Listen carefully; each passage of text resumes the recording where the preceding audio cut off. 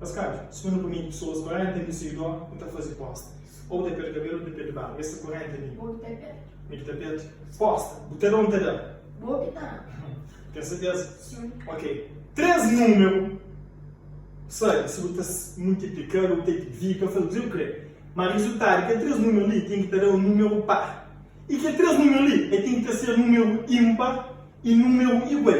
Se é 1 tem que ser 3, 1. Se é 6 tem que ser 3, 6. Mas o resultado é que 3 números tem que ter um número par. É bom na matemática. Olha, pessoal de matemática. Tudo bem. Fácil.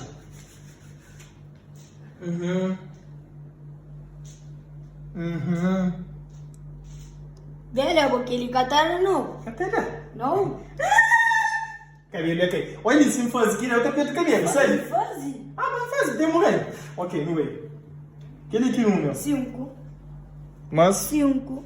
ok. 5 em número par ou ímpar? Ímpar. Ok. Resultado. Ok, 21, tá aqui. 55 mais 5 é quanto? 60. Ah, ok. 60. E E agora número mesmo? par? Ah, mesmo? 60. E número par ou ímpar? Pá. Olha ali, 3 números igual. 3 números ímpar. Então somamos entre 60 que é número par. As caras de 80. Aonde sai? Vem, não. Cozer. Vem cozer. não. Vem cozer. Toma. Toma cozer. Toma. Ah, obrigado, Cascade.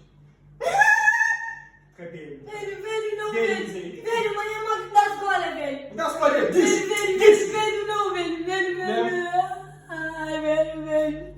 Ai, Velho. cadê velho?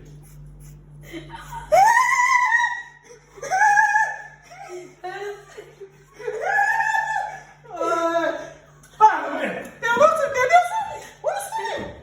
Vixe. Velho. Ah, outra coisa. Já está.